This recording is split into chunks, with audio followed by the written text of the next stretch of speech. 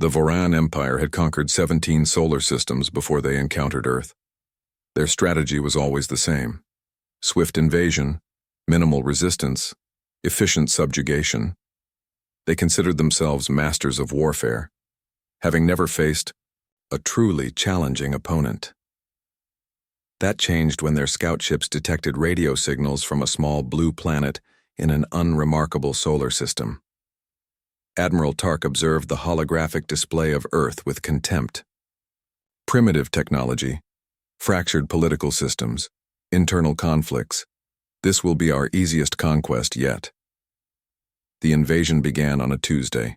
Voran ships materialized in Earth's atmosphere, their massive hulls blocking out the sun over major cities. The initial assault was devastating. Power grids failed, communications collapsed, and global panic ensued. Earth's military forces scrambled to respond but were hopelessly outmatched by Voran technology. Within 48 hours, every major government had surrendered. Admiral Tark addressed Earth's defeated leaders with smug satisfaction. Your planet now belongs to the Voran Empire. Resistance is futile and will result in severe consequences. Cooperation ensures survival. For 3 months, humans complied. They worked in Voran labor camps, extracting resources the aliens coveted. The invaders believed they understood humanity, a weak, divided species that valued individual survival above all else. They were wrong. In a small underground bunker beneath what was once Chicago, Professor Alan Miller gathered with representatives from former nations. A physicist before the invasion, he now led what remained of Earth's scientific community. They think they've won because they've taken our cities and our infrastructure, Miller explained, his voice steady despite the gravity of their situation. But they don't understand what humans are capable of when united by a common enemy. The resistance began subtly. Workers in Voran facilities made small, seemingly innocent errors that accumulated into major problems.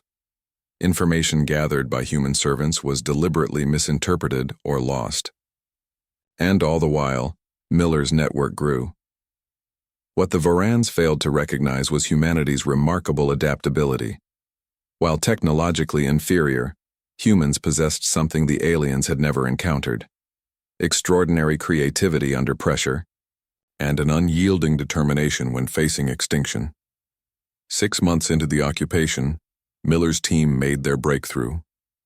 By studying damaged Voran technology and combining knowledge from scientists across disciplines, they had reverse-engineered a critical component of the aliens' shield systems. They believe we're simple because we don't have interstellar travel, Miller told his colleagues as they finalized their plans. They've never considered that our seeming technological inferiority might be our greatest advantage. We think differently. The resistance struck on the anniversary of the invasion.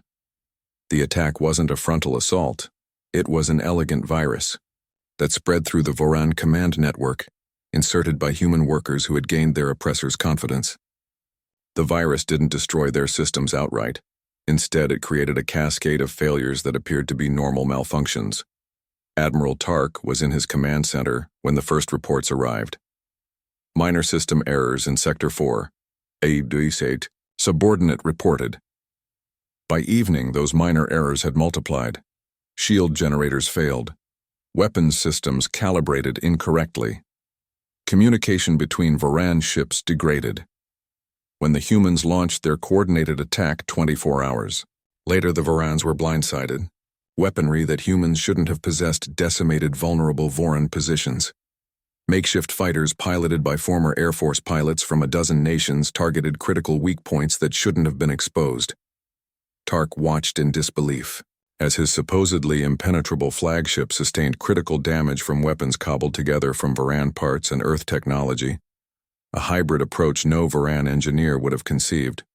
Impossible, he muttered as alarms blared around him. Their technological advancement timeline is impossible. What Tark couldn't comprehend was that humans hadn't simply copied Voran technology. They had reimagined it, approaching problems from angles the aliens had never considered. 3 days into the counterattack, Miller led a small team aboard Tark's flagship. They found the admiral barricaded in his command center, surrounded by the few officers still loyal to him. How? Tark demanded when Miller entered. Your species was primitive, divided, weak. Miller smiled thinly. That was your first mistake. We've spent our entire history fighting each other, adapting, overcoming. When you gave us a common enemy, you united us in ways we'd never managed on our own. We conquered 17 systems before yours, Tark said, his voice hollow. Did any of them fight back after you thought you'd won? Miller asked. Tark's silence was answer enough.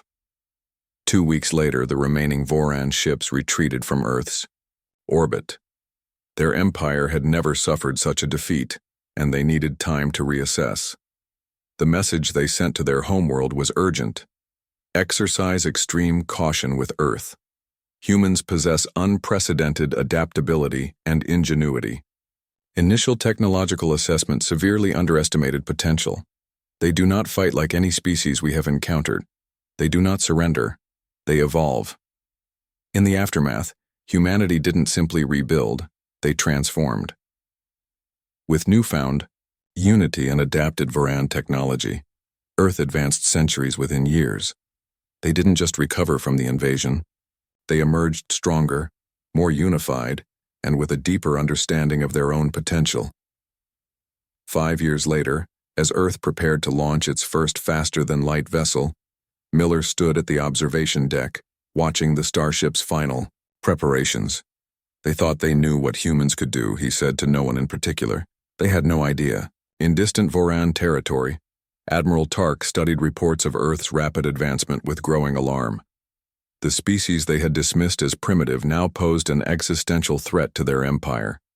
They had awakened something ancient and powerful in humanity.